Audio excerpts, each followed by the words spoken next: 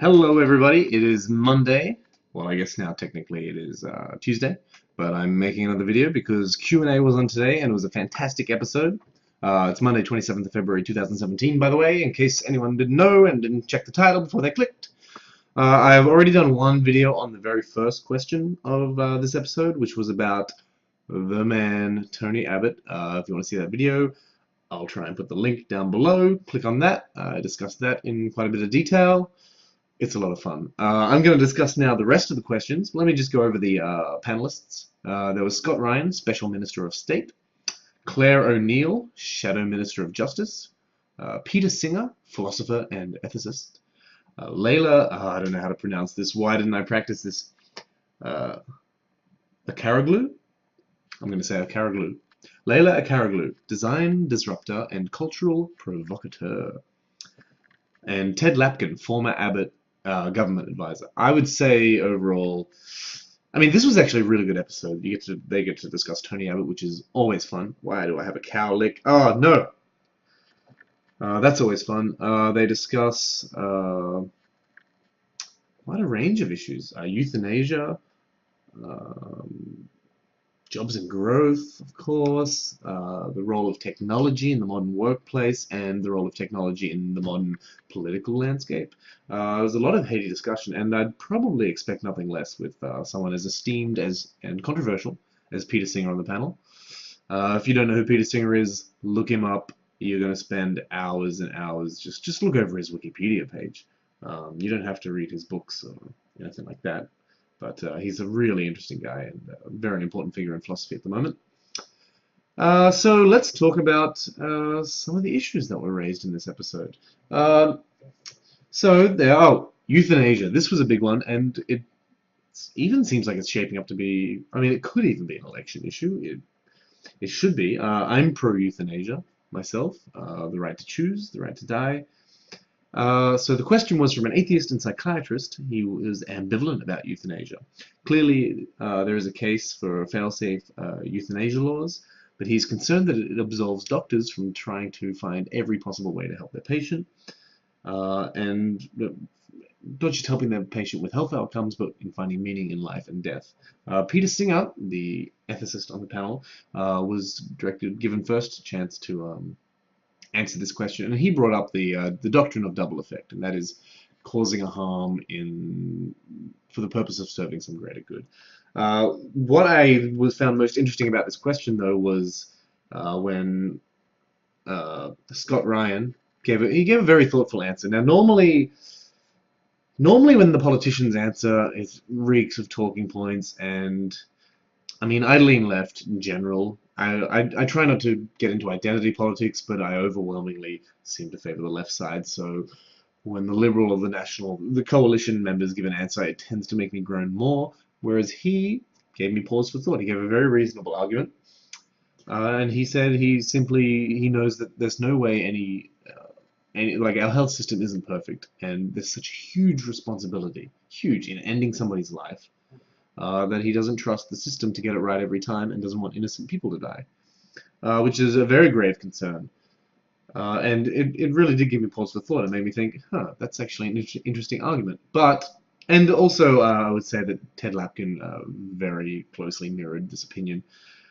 Peter Singer gave a fantastic counter rebuttal, and there was this wonderful moment where Ted Lapkin he made this ridiculous false equivalence where he brought up an issue in England where doctors were involuntarily, from the patient's point of view, ending the lives of patients. And he tried to say this proves that euthanasia doesn't work. But these are the kinds of things that take place, this is Peter Singer's argument, these are the kinds of things that take place when euthanasia laws are illegal. So Peter Singer he seemed to adopt a harm reduction argument here. So it's similar to the abortion debate. If abortion is illegal, people will still seek out abortions and it will be unsafe. They will still seek out a means to their end, and it will be unsafe and it will cause more harm than good. So reduce the harm by legalizing it, heavily regulating it, and you'll find better outcomes. So this was Peter Singer's argument. He cited some studies, which I was unable to find in my cursory search. So if you don't believe it, have a look. I'll have a look after this, and if I find them, I'll post them down below in the links. And it was basically an argument that, so in the countries where euthanasia has been legalized, there has not been a great increase in deaths, in accidental deaths, or any problems, and it has been an overall benefit to society. So in my quick cursory research, I couldn't find any particular studies, but I did find some articles, some anecdotal evidence that seemed to support that. But then again, you can also find, I found some anecdotal evidence from anti-euthanasia parties who, I mean, they kind of ripped that argument to shreds, saying that in Belgium, where it was legal, the rate is increasing every year and never looks to stop. I saw somebody shut that debate down, but so don't take my word for it, is what I'm saying. But I thought Peter Singer definitely gave the best argument from a harm reduction point of view, and not just from a harm reduction point of view. There's a compassion component here of allowing somebody to end their life in dignity. And the questioner from the audience, actually said that she lost her father after a battle with esophageal cancer, and they refused to give him treatment. All they could do was provide him hospice, try to make him feel good, and eventually the drug stopped working, and he ended his final weeks in severe pain. So that, of course, is the main argument for euthanasia. Political entitlements were brought up. So the Victorian Speaker and the Deputy Speaker resigned. And this was when, the Labour member, Clare, Shadow Minister for Justice, she kind of dodged a little bit. I mean, yes, okay, she can't speak for those people. Just say that there are some bad apples, and there's always going to be some corruption. The good news is they'll find out and they resigned before they could cause any more damage, and that they can take all necessary measures to prevent this from happening in the future. Say something like that. Instead, she says, I can't talk for them, but what we need to do is focus on the fact that this is the reason why people aren't trusting the major parties, and people are leaving the major parties, and people are disengaged with the political process. So she went on to a very good point. People are disengaged from the political process. People perceive politicians as crooks. People think that they're stealing. And when this happens, especially from the party who are meant to be for the people, it's not a good look. So she cited a number of 440,000 young people who were not registered to vote. Who knows what the total number is? I'm going to check that out. So if I find it, I'll post it down below. And what we need to do, and she made a great point, we need those people to be engaged in politics. There's only about 24 million people who live in Australia, 400,000 eligible voters who are not voting. That's a big deal. And they need to be represented, and they need to know that they're represented. They need to be educated. They need to be brought into the political process. Remove voter ID laws that are restricting them, all kinds of things. We need to improve democratic access in this country. That's my position on that. So Scott Ryan brought up some good points, some good things that the government is doing. So he's saying that the government is taking actions right now by abolishing the Life Gold Pass. That's a good thing. Well done, coalition government. An independent authority reporting monthly about Parliament expenditures using an online site.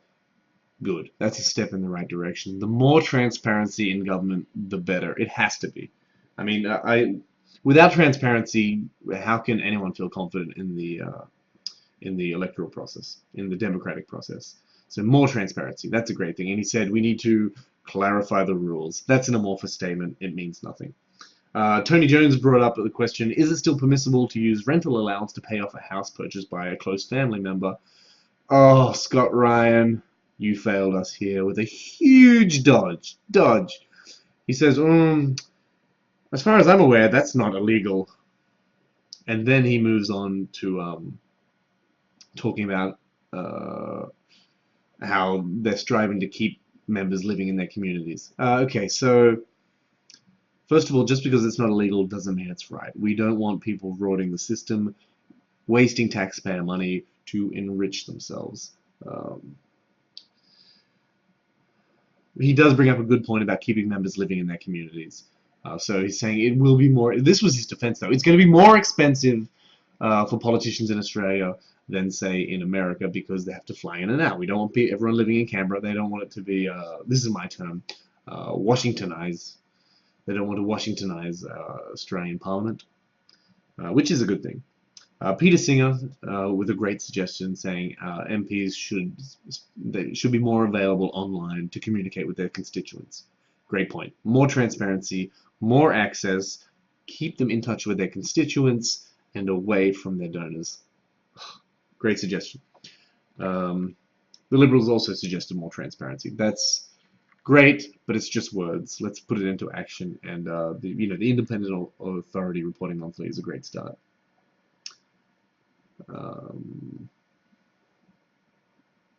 Okay, I had a bit of a problem here with my stream cutting out, but I believe it is to do with one of the big issues of the week, and that is penalty rates being cut. This was a hot topic. Let's discuss that. Scott Ryan says it's not going to be all of a sudden. I believe this is what they're talking about. I had problems with my stream, but we're going to get on. Let's just talk about it anyway. They're looking at phasing it in slowly. We're looking at increasing the minimum wage. That's actually a great idea, by the way. Remove penalty rates. It's only going to hurt workers. Increasing minimum wage overall. Yeah, I could be down with that. We'll talk more about that later. But what he says is, okay, it's going to hurt workers, supposedly. It's going to hurt those workers who are working Sundays. But what it's going to allow is more jobs being created. And he cites an independent Fair Work Commission report, which recommended it, and which the commission was set out by Bill Shorten and the Labour Party. So first of all, he hides behind Bill Shorten and the Labour Party. Yes, we made this decision, but Bill Shorten and the Labour Party are the ones who commissioned the commission. So tough luck, blame Bill Shorten. Obviously, that's not Bill Shorten's fault. Bill Shorten has changed his position on that. This could just be political, using it as a political football. Bill Shorten said he would abide by the Commission's recommendation. So then they got into a bit of a debate over whether Bill Shorten did flip-flop. Sounds a bit flip-floppy to me, but what's important is that he opposes it now. At least, I mean, so that's important from his point of view. He opposes it now, that's their position.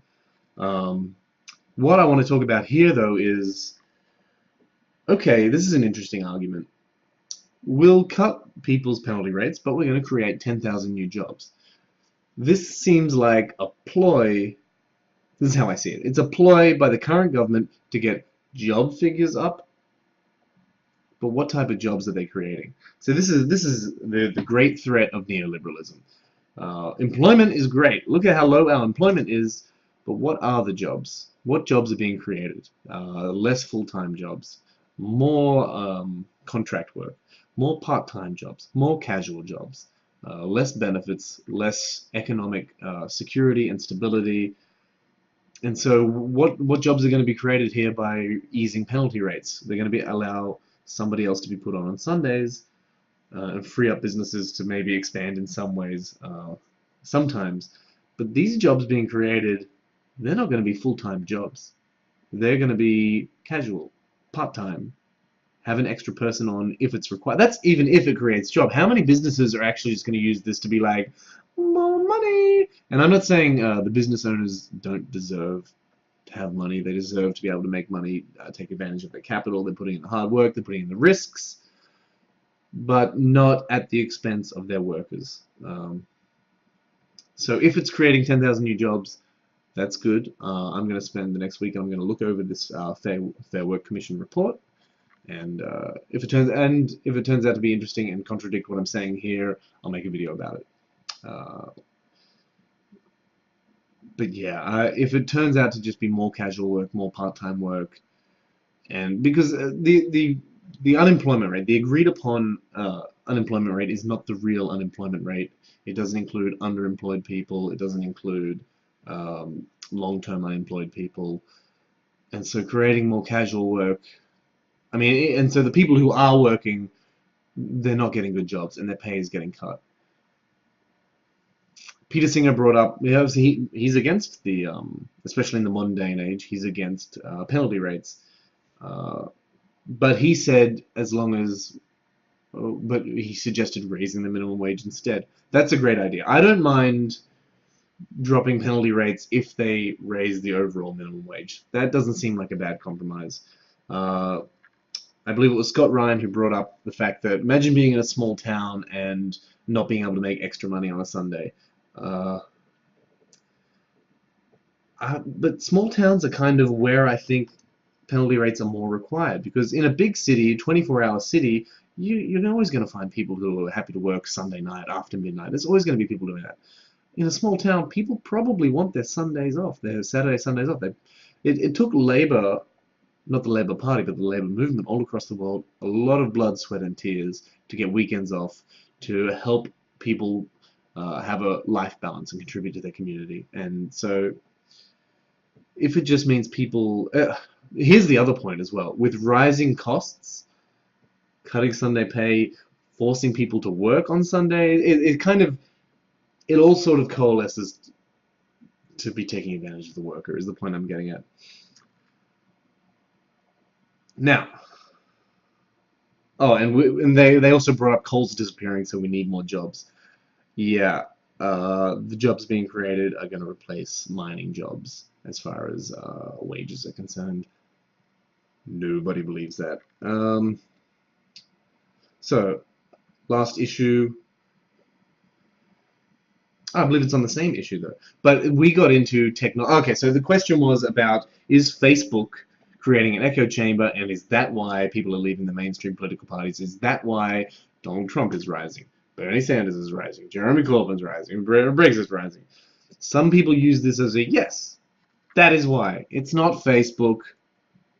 Facebook may be a part of it. Okay, so Google and Facebook, they're catering to streamline their revenue. They're catering all the websites and all the suggestions towards what you want to see, and creates an echo chamber. Yes, that's a form of censorship. That's kind of a problem. It limits your potential frame of view, and if you don't actively try to get outside that frame, you're going to create an echo chamber.